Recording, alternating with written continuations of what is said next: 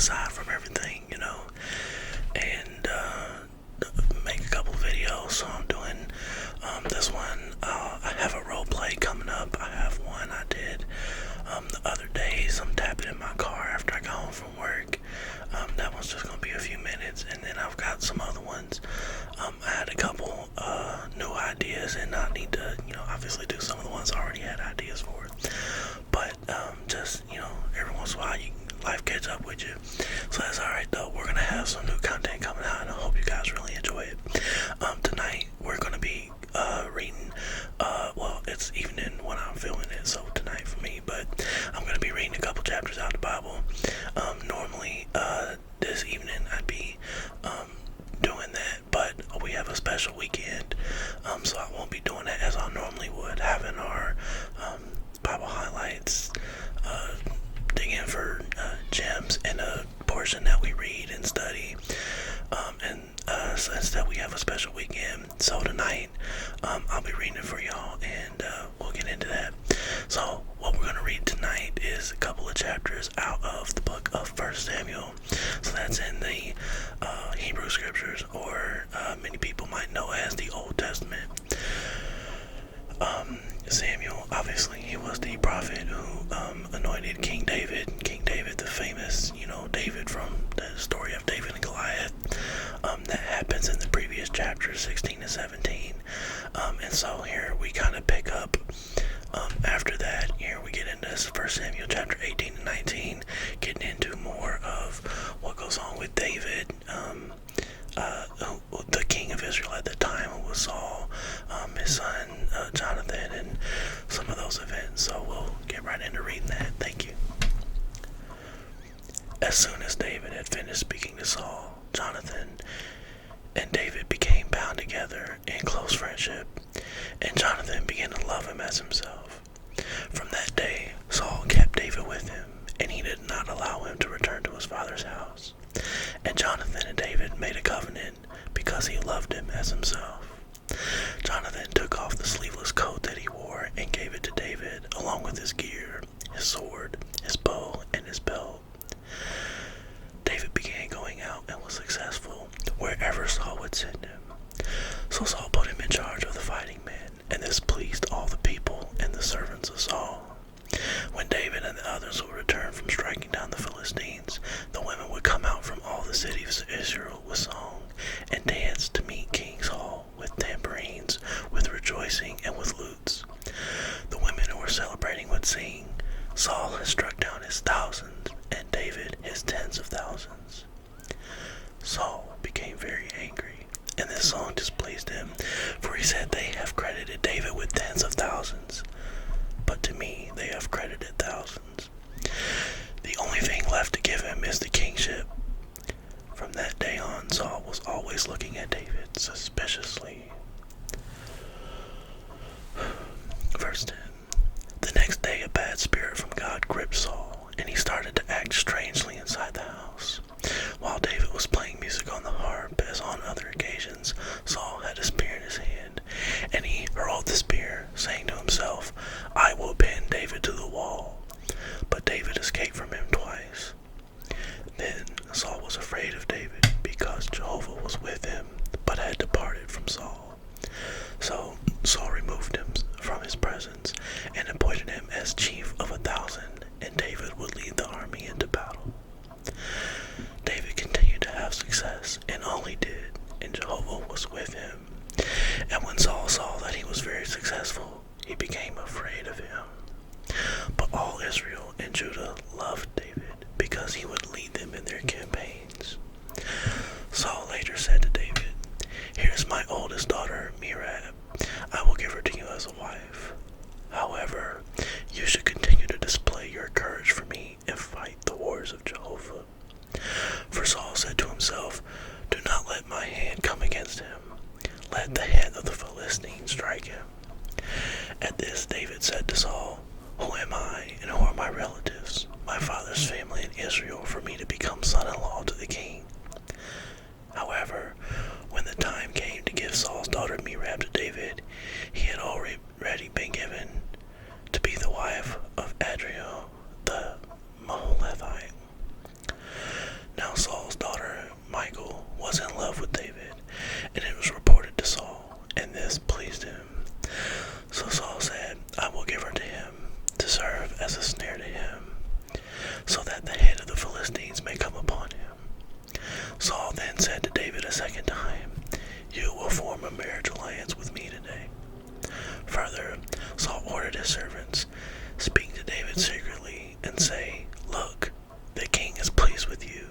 all his servants are fond of you. So now form a marriage alliance with the king." When Saul's servants told David these things, David said, "Is it a trivial matter to you to form a marriage alliance with the king when I am a man poor and lightly esteemed?" Then Saul's servants reported to him, "These are the words that David spoke." Forget how hard whispering is. And pick it up at verse 25. At that Saul said, "This is what you should say to David. The king does not want any bride price except 100 foreskins of the Philistines to take revenge on the enemies of the king." For Saul was scheming to have David fall by the hand of the Philistines. So his servants reported these words to David, and it was pleasing to David to form a marriage alliance with the king. Before the allotted time, David went with his men and struck down 200 Philistine men, and David brought the full number of their foreskins to the king to form a marriage alliance with the king. Therefore, Saul gave him his daughter Michal as a wife. Saul realized that Jehovah was with David, and that his daughter Michal loved him. This made Saul even more afraid of David, and Saul became an enemy of David for the rest of his life. The princes of the Philistines would go out to battle, but as often as they went out, David was more successful than all the servants of Saul, and his name was highly esteemed. Chapter 19. Saul later spoke to Jonathan his son and to all his servants about putting David to death. Since Saul's son Jonathan was very fond of David, Jonathan told David, "My father Saul wants to have you put to death. Please be on your guard in the morning and go to a secret place and remain hidden. I will go out and stand next to my father in the field where you will be. I will talk about you to my father, and if I learn anything, I will be sure to tell you." So Jonathan spoke well of David to his father Saul. He said to him, "The king should not sin against his servant David, for he has not sinned against you, and what he has done for you has benefited you. He risked his life to strike down the Philistine, so that Jehovah brought about a great victory for all Israel. You saw it, and you were overjoyed. So why should you sin against innocent blood in having David put to death for no reason?" Saul listened to Jonathan, and Saul swore, "As surely as Jehovah is living, he will not be put to death." Afterward, Jonathan called David and told him all these things. So Jonathan brought David to Saul, and he continued to serve him as before. In time, war broke out again, and David went out and fought against the Philistines and struck them down with a great slaughter, and they fled from before him. And a bad spirit from Jehovah came upon Saul when he was sitting in his house with the spear in his hand, while David was playing music on the harp. Saul tried to pin David to the wall with the spear, but he eluded Saul, who drove the spear into the wall. David fled and escaped during that night. Saul later sent messengers to David's house to watch it and to kill him in the morning. But David's wife Michal told him, "If you do not escape tonight, tomorrow you will be a dead man." Immediately, Michal let David down through the window so that he could run away and escape. Michal took Teraphim's statue and placed it on the bed, and she put a net of goat hair at the place of his head, and she covered it with a garment. Saul now sent messengers to take David, but she said, "He is sick." So Saul sent the messengers to see David and told them, "Bring him to me on his bed and have him put to death." When the messengers came in, there was a teraphim statue on the bed and a net of goat hair where his head would have been. Saul said to Michal, "Why did you trick me like this and send my enemy away so that he could escape?" Michal replied to Saul, "He said to me, 'Send me away or I will kill you.'" Now David had run away and escaped, and he came to Samuel at Ramah. He told him all that Saul had done to him. Then he and Samuel went away, and they stayed in Naioth. In time it was reported to Saul, "Look, David is in Naioth in Ramah." messengers to seize David. When they saw the elderly ones of the prophets prophesying, and Samuel standing and presiding over them, the Spirit of God came to be upon Saul's messengers, and they began behaving as prophets as well.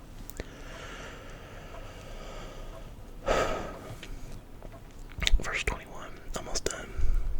When they told it to Saul, he immediately sent other messengers, and they too began behaving as prophets.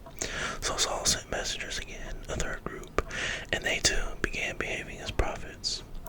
Finally, he also went to Ramah. When he reached the great cistern that is in Secu, he asked, "Where are Samuel and David?" They replied, "They are in Naioth in Ramah." While Saul was on his way from there to Naioth in Ramah, the Spirit of God came upon him as well, and he walked along behaving as a prophet until he came into Naioth in Ramah. He also stripped off his garments, and he too behaved as a prophet before Samuel, and he lay there naked all that day and all that night. That is why they say, "Is Saul also among the prophets?" So that's the end of chapter 19. Some of the biggest things I think that stood out to me in these couple of chapters, first of all, we learn a couple things, the friendship, a true bond of friendship there between David and Jonathan. David was respectful to Jonathan because his father was the king, but they truly had a good friendship, and Jonathan showed respect for David because he knew that what his father was doing was wrong, and therefore he tried to watch out for David, giving him warnings, trying to speak good of him on his behalf to his father, things like that. So those are things we can definitely benefit from when we consider people that we should be close friends with, and those who we are, we want to really try to be a good friend for them, especially when they're having a hard time. Two, I think about the humility there of David. That's an important quality to have. Humility is super, super important when we come before God. We can't do anything without humility. There, even though he was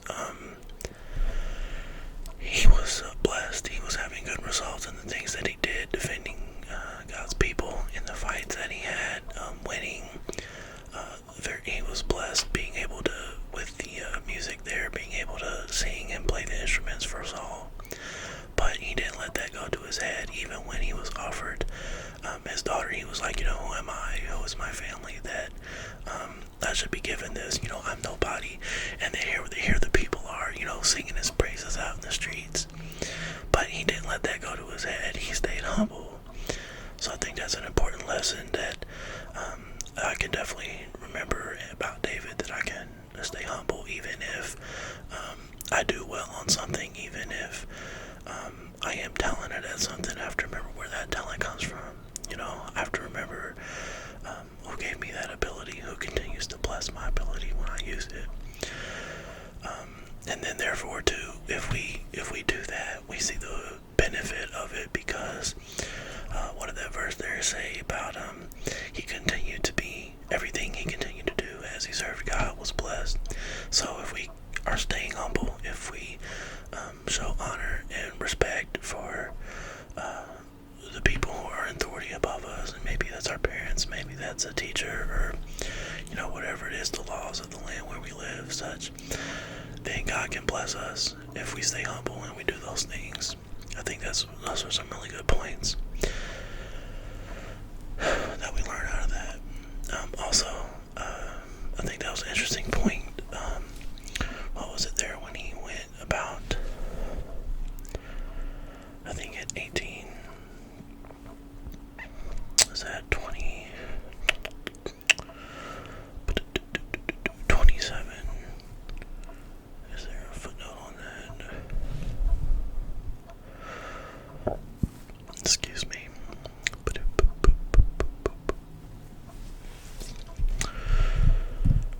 Yeah, there's no research notes I see on that, but I think it's interesting there when he was told the price that he had to pay for his bride, he doubled it, so he went above and beyond for someone that loved him and that he loved. Maybe that's an example to question if we're looking at them that we want to marry. Is that somebody that you're willing to go above and beyond for? And speaking of that, not only did they do that, but they had a good marriage to the point where his wife protected him when her father came after David. So that's a good example for, I think the expression now is, that's my ride or die. Well, Michal was literally David's ride or die in that point, right? She lied, but she did what she could to protect him as a wife, even against her own father. So that's a really good example of, having each other's back in marriage, looking out for the good of each other. So I think that's another good point that we can learn out of this. One interesting research note that I thought, one of the ones that we would have talked about this week, had I not been doing this, had I been at my meeting this evening, was talking about how did Samuel behave as a prophet, or Saul rather, not Samuel. Samuel was a prophet, Saul. And I think it's funny that here he keeps on sending his messengers, and they keep, he sent them not once, twice, 3 times. Then he gets up and goes himself. But it was because he went back on his word, and he was going against the arrangement, because David was anointed to be the next king. He had been chosen. And we talked about last week how the bad spirit from God that was on Saul wasn't like him being possessed or anything like that. Really, when he was anointed, he received blessings. He received Holy Spirit to be able to serve as king for God's people at the time, for Israel. But because he continued doing what was wrong, he went against the arrangement, making sacrifices, not devoting the all of the one city and its things to, after they conquered it, they were supposed to be destroyed and given to the temple, and he didn't do that. Because he was doing those things, he no longer had God's blessing. So that's why David was anointed to be king after Saul. But here we see again that he continues to also go back on his word further after saying he wouldn't harm David. He's trying to kill him multiple times. And this bad spirit, it was basically the fact that he didn't have protection by Holy Spirit anymore, from his sinful nature, from these bad thoughts, from the hate and the badness really that was in him. So here we can learn from that having Holy Spirit is really a protection for us, because if we are doing what's wrong, that's going to continue to fester and make us do worse things. Rather, if we try to work on that and we look to God, ask for help, then we can help fight those habits or those bad thoughts maybe that come up. But going along with that, again, so now we have a parallel too of David's humility versus Saul's pride and his unwillingness to, really let go. Here he goes after him. So because he wasn't willing to be humble himself, God humbled him. So this acting like a prophet, the research notes brought up how there were other prophets before who did different things as a sign. They were trying to get the point across, whatever it was that they were doing. And so even though these actions kind of seemed bizarre to people, because they were so thoroughly convinced and because of the way that the message was given, normally people doing something like that were recognized as a prophet. So here, when these messengers go and they start acting crazy, people said, oh, they're acting like prophets. And here's Saul, when he goes there to look for David and Samuel, and again it happens in front of Samuel on top of that, so he was further humbled, was here he's acting crazy, taking off his clothes. Here the king is naked in the street, acting a fool in front of God's prophet, the next in line to be king, and the people. So just another example again of the opposite. If we're not being humble, 9 times out of 10 we will be humbled by something. So it's a lot better to choose to be humble in the first place. That's a good quality to have. So anyway, those are some things that I appreciated from these 2 chapters. I hope you enjoyed the reading of them, and also maybe you enjoyed the banner afterward. cards. But I will see you guys in the next video. Maybe we'll even do something like this again. We'll see. So I hope you guys enjoy and have a good night.